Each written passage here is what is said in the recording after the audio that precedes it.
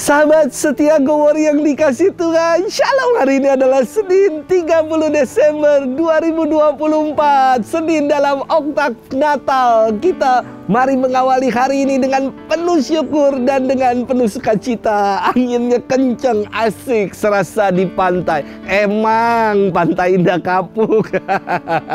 Hari ini kita akan bersama-sama merenungkan firman Tuhan yang diambil dari Injil Lukas 2 ayat 36 sampai dengan 40. Mari kita siapkan hati kita. Haleluya, haleluya, haleluya. Inilah hari yang suci. Marilah hai para bangsa, sujudlah di hadapan Tuhan. Sebab cahaya gemilang menyinari seluruh muka bumi.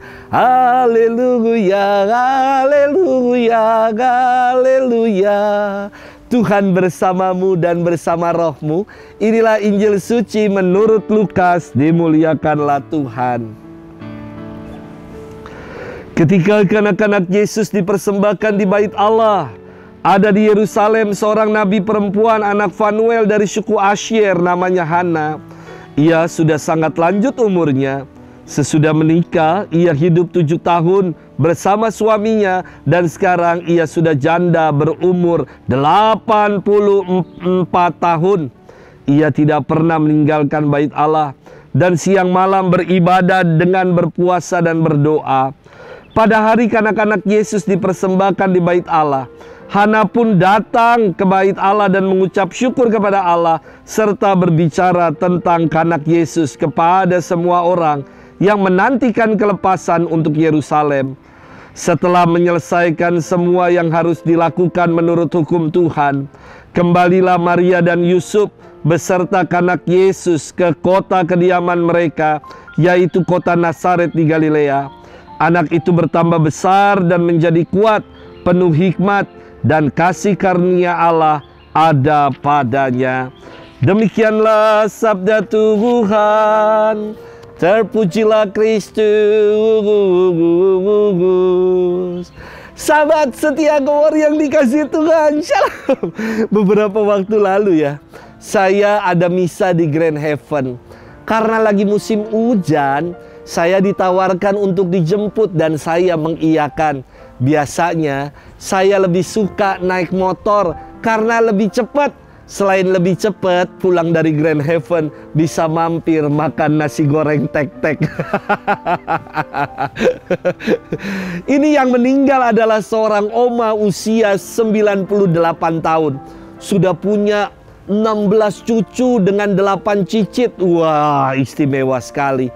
Pengakuan dari anaknya, oma ini adalah single parents. Ia ditinggal meninggal oleh suaminya ketika 6 orang anaknya masih pada kecil-kecil. Dan si oma ini berjuang untuk menghidupi ke-6 anaknya supaya mereka semua jadi orang. Dan kini anak-anaknya udah sukses semua. Selesai misa, saya telepon dong supir yang tadi jemput saya. Mobil putih yang tadi saya naiki. Segera mobil putih itu datang, pintunya terbuka, dan saya segera naik ke mobil itu. Lalu saya bilang kepada supir itu, "Pak, ayo, saya sudah selesai, ayo kita jalan." Supir itu menoleh, ngelihat saya, dan saya katakan, "Ayo Pak, kita kembali ke gereja." Dia kembali menoleh dengan ekspresi bingung.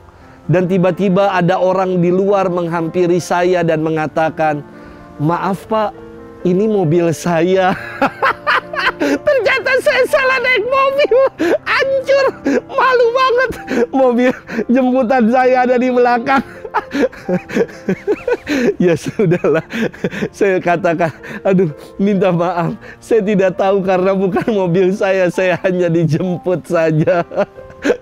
Sahabat setia Go Warrior yang dikasih Tuhan, firman Tuhan hari ini melanjutkan firman Tuhan kemarin.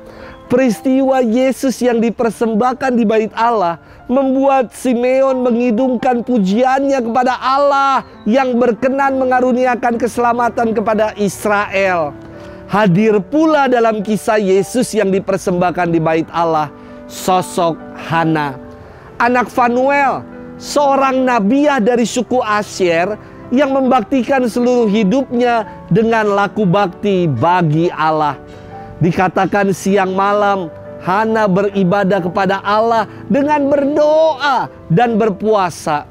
Usianya udah 84 tahun loh, istimewa sekali. Dan sebagian besar hidupnya dipersembahkan untuk Allah.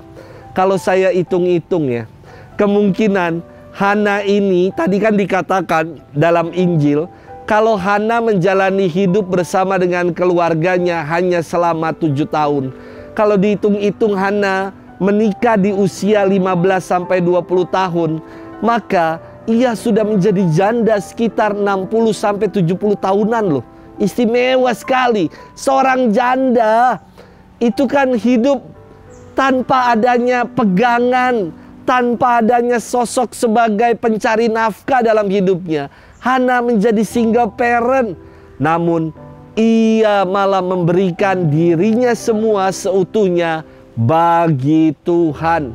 Secara sosial dan secara religius, mungkin Hana yang menjadi janda di usia yang masih muda dipandang sebagai hukuman atau kutukan dari Allah. Namun tidak demikian dengan Hana. Walaupun ia kehilangan tempatnya bersandar bergantung secara finansial, namun Hana punya Allah yang menjaga, Allah yang selalu menjadi kekuatan dan menopang hidupnya. Kuasa Allah berkenan kepada mereka yang mau taat dan selalu mau bersandar mengandalkannya. Sahabat setia Gowor yang dikasihi Tuhan, dalam hidup ini terkadang kita mengandalkan kekuatan diri kita saja.